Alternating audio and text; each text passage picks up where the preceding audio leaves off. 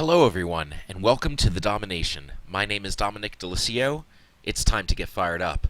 Today I'm going to be talking about the upcoming planned power grid failure. The name of this drill is called GridEx, and it will be conducted by our U.S. government November 13th and November 14th. Now, my question is this actually a drill to benefit the U.S. government, or is this a drill that's supposed to allow the U.S. government to observe us in a crisis situation? This is an article by the New York Times, published recently. As worries over the power grid rise, a drill will simulate a knockout blow. The mainstream media reported this not as heavily as they should have. I believe most Americans are unaware that anything will happen. The electric grid, this article goes on to say, the electric grid, as government and private experts describe it, is the glass jaw of American industry. Well, that's absolutely true, because without power, we have nothing. And from what I understand, our power grid recently was graded a D+, and I will go into the sources there and the credibility for that rating. If an adversary lands a knockout blow, they fear. Okay, I'm just going to stop right there and say they fear. Now, this is an intentional drill. It's an intentional disruption for everyone. But do they really fear that? Are they concerned about us? Do they have genuine fear, or do they know exactly what they're doing? I believe they know exactly what they're doing, from step A to step Z. This is planned out. They will not expect, I believe, that people are going to have a different reaction than what they are expecting. But it could black out vast areas of the continent for weeks. People without electricity, there's not much to do except revolt, except protest it. Water supplies will be interrupted. Gasoline, you will not be able to fuel up your car. Diesel fuel, the trucks will stop making deliveries. I know this is a drill. This is planned for 2 days, but hypothetically speaking, because it is an unprecedented drill on the nation's power grid, what if they cannot turn the power back on? Even a 2-day disruption, think about it. Think of what it will do for produce. It will have an adverse effect on this country. And fresh food. Fresh food will not be delivered.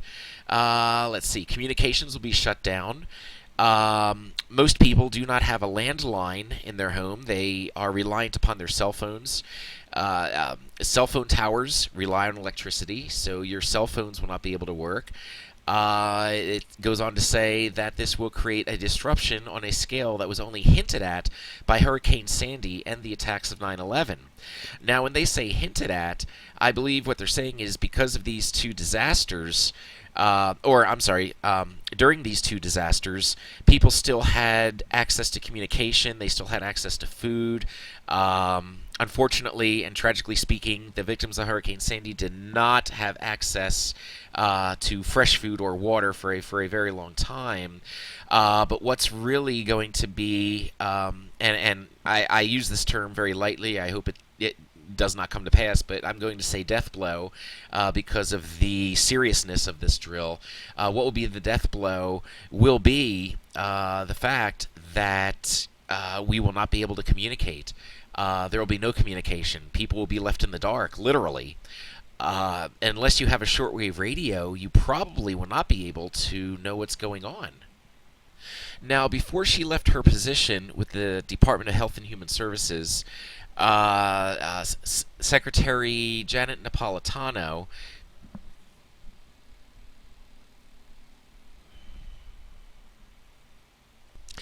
before she left her position with the Department of Homeland Security, ex-Secretary Janet Napolitano gave a very stern warning about a downed power grid and its implications to the country. She said that this event is inevitable.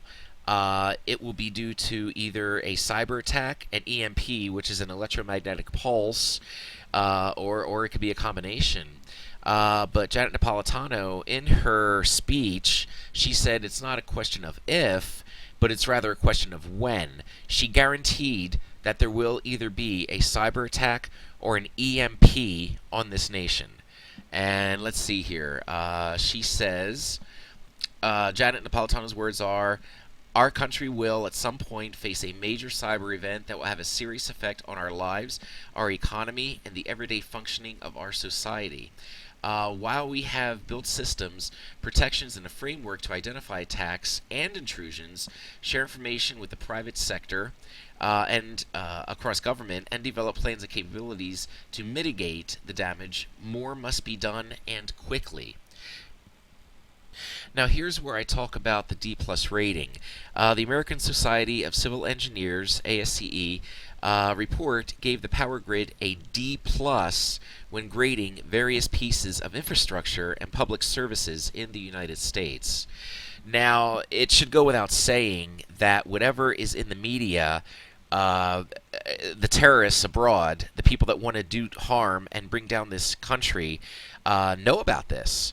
And they are probably sitting there laughing at us, not only because of Obama's recent weakness that he has shown in the Syrian crisis, backing down twice, not only backing down once Putin got involved, but also backing down on a deadline that was supposed to be this past Friday for President Assad to disclose on paper the locations of all of his chemical weapons. Obama said that deadline, he retracted it. So there you go. And then they look at this and they say a D plus. I mean, how do you think this looks, to terrorists, to people that want to do harm to this country? They're probably laughing.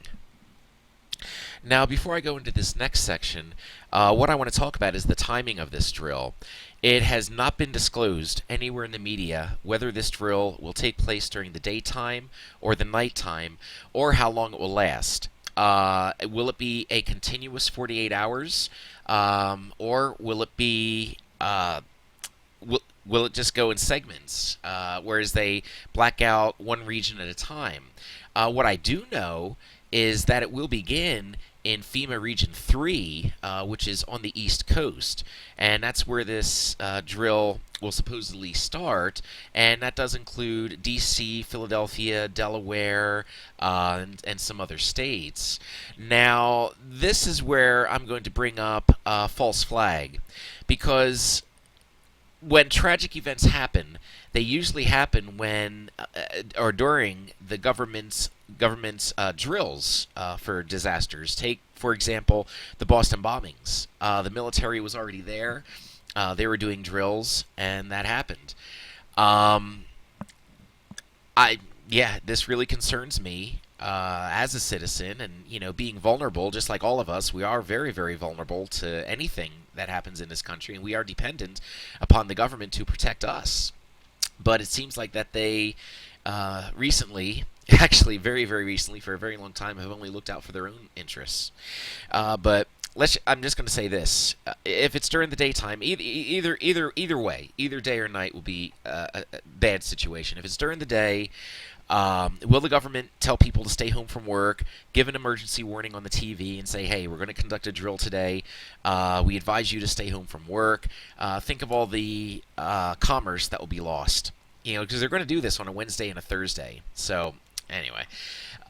So, if it's done during the day and people do go to work and all of a sudden the lights go out, think of what it will do for traffic, number one. There will be gridlock all over the streets. It will take hours for people to come home. Traffic lights won't be working. Like I mentioned earlier, there'll be no way for people to fuel up. People low on fuel will have to abandon their cars. This is going to be several hours, if not the whole 48 hours, people. It's going to be bad. So that's if it's during the day. If it's during the night, well then, this is why I bring up false flag.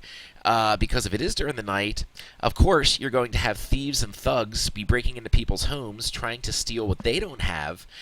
And nighttime is when a lot of the crime happens, if you think about it. We're going to be helpless. People will be in the dark. Those who are unaware of this event may or may not be properly prepared with flashlights, of radios and ways to communicate. So where the false flag comes in is that if there is rioting in the streets, if there is a lot of crime, I'm thinking of the LA riots, and I'm thinking of the Trayvon Martin protests. There are a lot of protests at night. There will be looting, obviously, and even probably looting during the day. But I believe it'll be worse at night. And so Obama will naturally think that he has to call in the National Guard, and it will be deemed an out of control situation.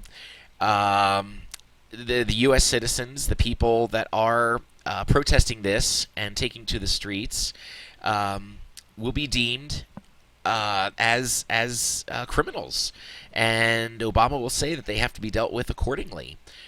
So this is why I say this could be Obama's way in to martial law, because we know, and it's been discussed and broadcast for about the past year and a half, I'd say, ever since Obama won his second term, that he's itching to declare martial law in this country. And if you think about it, that's true, because why would the military be training in the middle of industrialized cities, be doing their drills in L.A., in Houston, Phoenix? Oh my gosh, the military would train and scare neighbors. In Miami, they did this during the nighttime, and this was at the end of last year. The military conducted these drills. Why? You only train for the surroundings that you are preparing to do battle in. So they weren't training for desert warfare. They were training for U.S. So why would they do this? And why would they be training at nighttime? Is it because Obama is looking for a way to declare martial law, and this will be the way to do it, to keep everybody in the dark? I don't know. I'll leave that answer up to you, but it's something that I believe is very possible. Now, getting to this right here, I experienced a blackout like no other in my lifetime. It was in 2011, and allegedly, this occurred because a power line worker in Arizona, or in Yuma, Yuma, he's working on a telephone line, and he clipped the wrong line, and somehow that created a power outage so big that it disrupted the entire West Coast. It even made Wikipedia.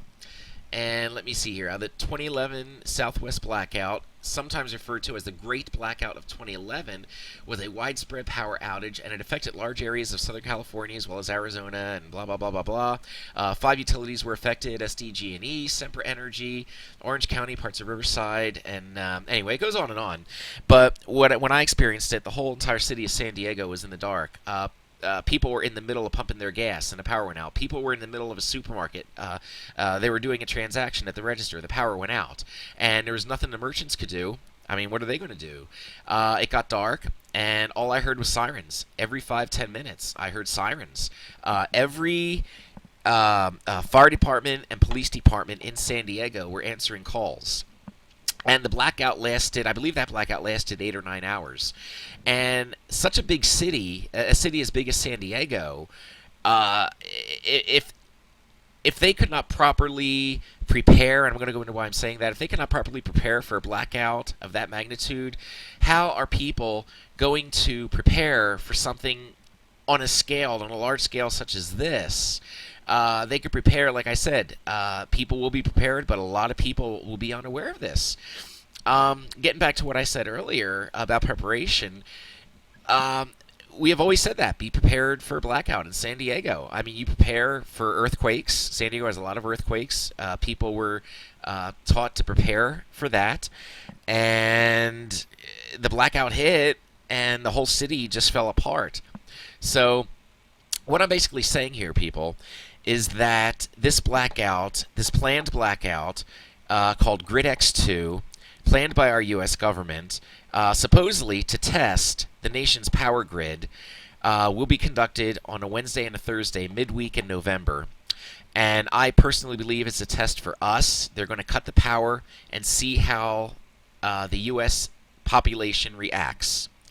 And what I believe is that there will be people grabbing their guns. Obviously, this relates directly to gun control. Now, I don't know. People will be walking the streets with their guns probably, and then in comes martial law. So that's what I think. So anyway, to help you prepare, this is what I recommend. Weeks in advance, November 1st. Don't wait too close to this event, people. Otherwise, you're going to probably not be able to get enough supplies. But in case the power does not come back on, or in case it stays off for a prolonged period of time, make sure you have cases and cases of water. Make sure you have a lot of canned goods that you can eat without heating. Campbell's Chunky Chili, steak chili, is a great product. It has a lot of protein in it. Buy canned food with protein. Make sure you have a lot of bread, peanut butter, you know what I mean, just something to sustain yourselves for, I'd say, a week. Not that I'm expecting this to last for a week, but it's better to have something you don't need than need something that you don't have, right? Make sure that you have bright flashlights. Go to Walmart, go to Target, go wherever. Buy the brightest flashlights you could get, and make sure you keep your pets inside. Make sure that your pets do not get away, and above all, be prepared to protect your homes and your family if you live, especially if you live in the city. Like I mentioned, there will be looters out there. It's not going to be pretty, people. The government is making this sound like, oh, we're just conducting this drill. It's under control. We know what we're doing, and that's the trickery of it. They want to see if we know what we're doing. So prepare, prepare, prepare.